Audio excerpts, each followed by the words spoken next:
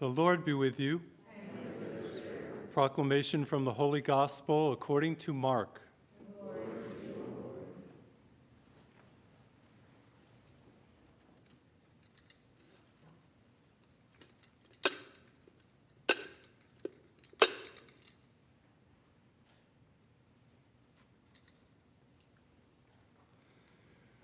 Jesus departed from there and came to his native place, accompanied by his disciples.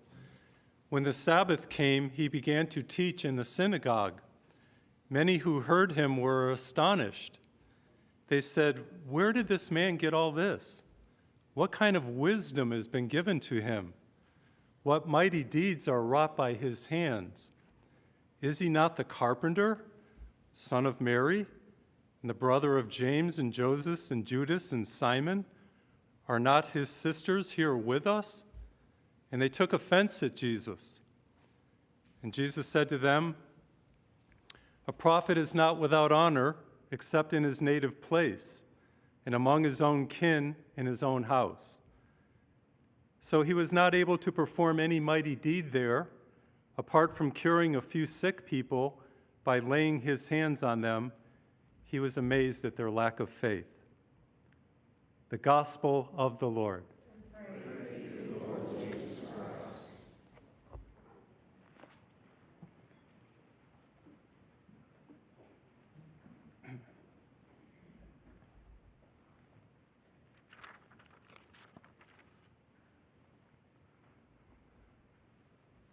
I read a book by M. Scott Peck, and it was called The Road Less Traveled. And the beginning of the book starts like this: life is difficult. And it's so true. There are troubles and trials and hardships, but there's also grace. And that's the theme of this morning's readings, grace. For example, there was a common thread besides grace in all three readings, and the readings had to do with suffering. Both Ezekiel in the first reading and Jesus in the gospel are preaching, but they encounter resistance and rejection. But yet there is grace. Their words go out throughout all the earth. And of course, the gospel has changed millions and billions of lives. And then in the second reading, even though Paul had this thorn in the flesh, and we're not quite sure what the thorn was, even though he had this thorn in the flesh that wouldn't be taken away, even though he kept coming to God, asking God to take away the thorn in the flesh, he encountered grace in the thorn. If you've ever gardened and touched roses and rose bushes, you know that there are thorns, and thorns are sharp, and they hurt, and they're painful. Some say roses have thorns. I say thorns have roses. I want to break that open to you. That means grace. You see, suffering, whatever form it takes, and we all have tribulations and difficulties and trials and hardships, suffering has meaning, has purpose. And it's clear from the readings in the scripture today, and it's also clear from some of the parables that Jesus taught about suffering. Remember the prodigal son, for example. We all know that parable. The money runs out. He had to get a job. He was hungry, slopped with the pigs in the mud, and then he has this awakening. He changed because of his sufferings. And that's one of the meanings of suffering. That's one of the roles that suffering has. It can sober us and change us. See, that's grace at work. And right now, those of you who are tuning in, you're going through some trials and tribulations and some suffering. Perhaps the reason is because God is calling you to himself in a deeper way. It can awaken you to the presence of God. That's exactly what happened in my life. When I was a teenager growing up in Massachusetts and going to high school, just like teenagers do and everything, having a good life, but something really devastating happened to me. Developed acne. Acne is one of those things that make people smile, unless you have it. It made me want to hide, get these red blotches on my face, and I was devastated. But it became a catalyst in my life. It softened me, deepened me, and was one of the ingredients that made me seek God. You see, we got to go from the superficial to the supernatural. And that happens through suffering. Sufferings soften us and deepen us and open us to grace. See, there's always grace. Paul said that even when sin abounds, grace abounds. Wow. So think about your sufferings right now. There's meaning and purpose in them. Go from the superficial to the supernatural. Don't let your sufferings define you. Let them refine you. Purification. One of my favorite all-time books, I remember reading it, and I'll tell you what, it wasn't just a book that I read and I put aside. It's a part of me now. It's about an expedition leader. He led expeditions to the wilderness. His name was Tim Hensel. And he led an expedition one time onto a glacier. Well, wouldn't you know, he slipped, fell into a crevice, and broke his back. Fortunately, he was able to walk again, Tim Hensel, but what happened to him was the chronic pain. Every day he woke up with pain from that back accident, and it was terrible. It kept assaulting him. Talk about a thorn in the flesh, day after day after day. And then he came to a realization. He had a choice. Not whether or not he was going to suffer, that was a given. But he had a choice regarding his attitude toward his suffering. And he chose to be positive, and he determined that he could find joy right in the middle of his tribulations, right in the middle of the pain that came to him every day. And I hear your stories. I listen to you, the prayer requests that I get, the counseling that I give, the confessions that I hear. Yes, I know there's suffering, but you have a choice whether or not you're going to, not whether or not you're going to suffer, but how you handle your suffering and your attitude toward it. He came up with these alliterative sayings, and I love these. I hope you get these. He said, when it comes to life, you can either be bitter or better. You can have a breakdown or a breakthrough. Your irritations can be invitations to new life. Obstacles are but opportunities. Challenges make champions. And you can turn your scars into stars. I love that. That's grace, folks. Come on, we're all going through things. And this is the meaning and the purpose of suffering, to make us holy. And attitude is part of holiness. Drawing us to God, relying upon God, changing us. This is the meaning, and this is what Paul was talking about. I had a thorn in the flesh. Thorns hurt. But the thorn wasn't taken away. God said, my grace is there for you. And we have to rely upon grace, the presence of God, the power of God, the working of God in our life. And by the way, the name of that book that I loved, that changed me, helped change me and my attitude is, You Got to Keep Dancing. Love that title. And I say that to you. You got to keep dancing. No matter what you're going through, there's grace. Have a grace awakening. I live at Holy Name Retreat Center in Houston. Pray for Houston right now. There's a Hurricane Beryl bearing down on us right now as I speak. We're hoping that there won't be any devastation there. It's already hit the Caribbean pretty hard. But anyway, Holy Name Retreat Center is where I live. It's a place where we have Catholic retreats, men, women, married couples. But it's also a place where we have AA retreats. AA being Alcoholics Anonymous, 12-step programs, Gamblers Anonymous, Sex Anonymous, Narcotics Anonymous. And it's people gather there and they get into small groups, they hear retreats, people that have admitted that they have an addiction. But it's interesting what causes them to admit that they have an addiction. Of course, they're seeking recovery and growing in their walk.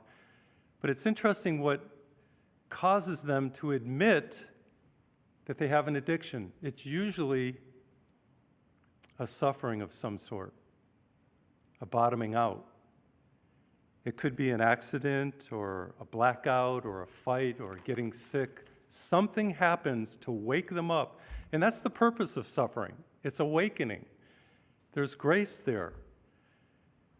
And they discover a secret, those who are in the 12-step program. In order to gain control over the addiction, they have to lose control to the one who's got the control, their higher power, God, of course. See, that's a prime example of God's grace shining forth, as Paul put it, made perfect in our weakness.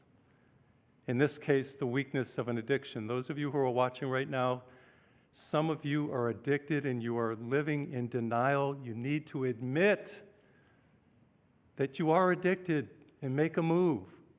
There is grace for you. You can come into recovery. You can overcome that addiction.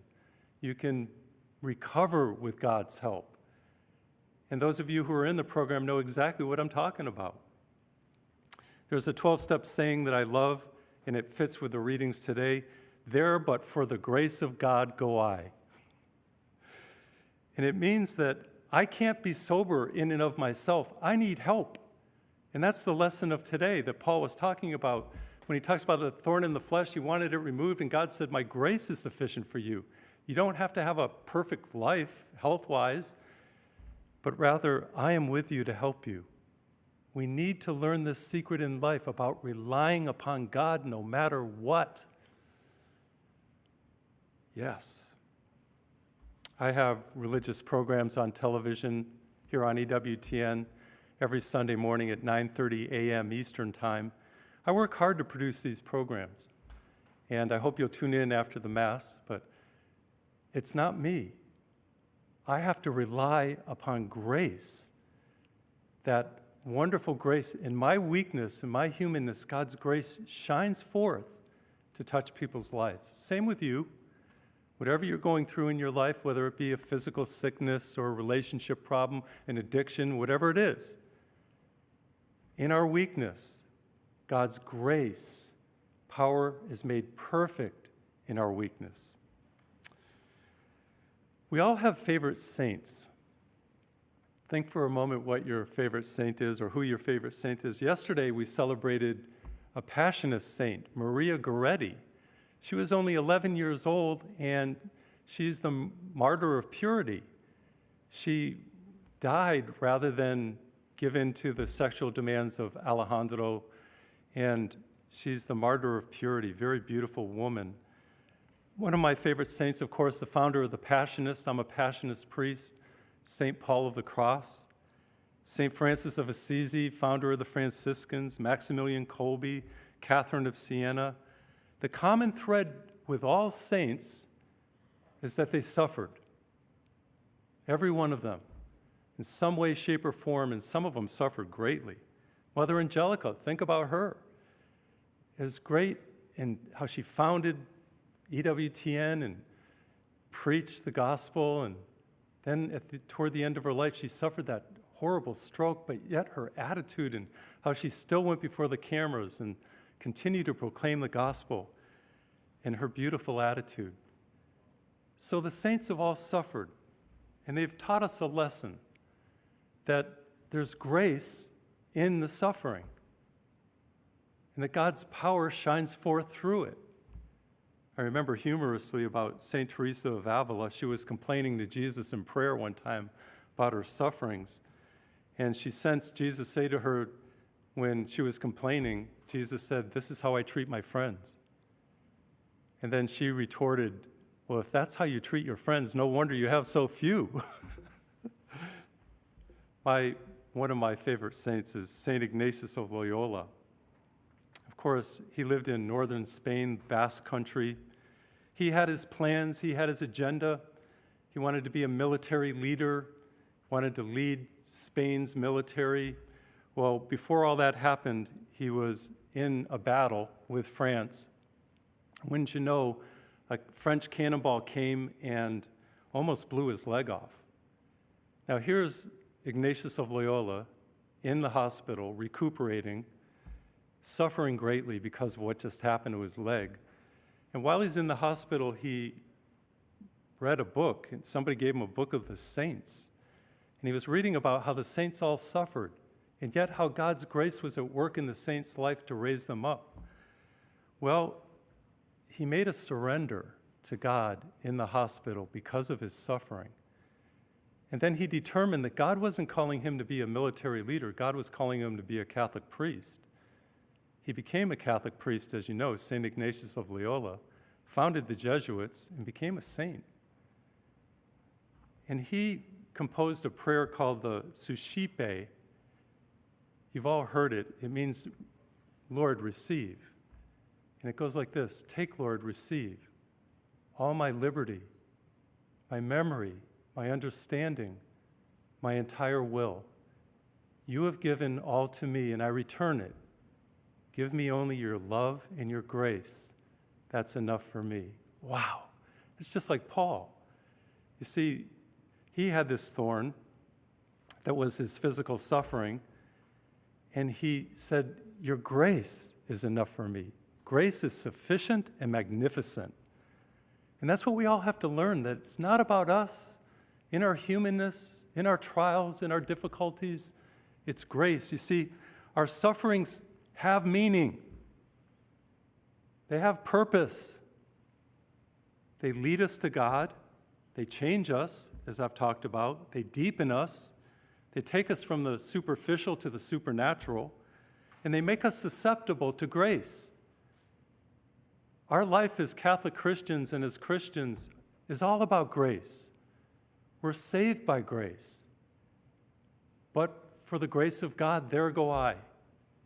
And this morning, I pray as you're watching and as you're here this morning, that you will receive grace right in the midst of your trials and tribulations.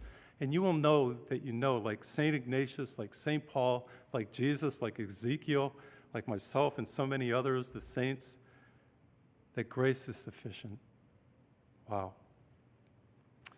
Wanted to conclude with a story that I read in a book, and it's about the velveteen rabbit.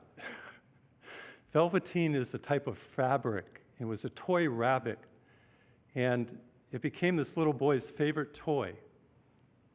Well, what happened was the boy got very sick, and they removed all of his toys, and they put that velveteen rabbit outside. And the velveteen rabbit was so upset that he got separated from the boy and that he wasn't real, that he began to cry. And when he cried, his tears transformed the rabbit, and the rabbit became real. And it's the same with us. Don't waste your sufferings. Your tears make you real, make you human, make you authentic, give you compassion, help you to relate with others, make you human. You see, you can see more through a teardrop than you can through a telescope. Don't waste your sufferings. Sufferings make you human, they make you real, they make you susceptible to grace. Some say roses have thorns. I say thorns have roses.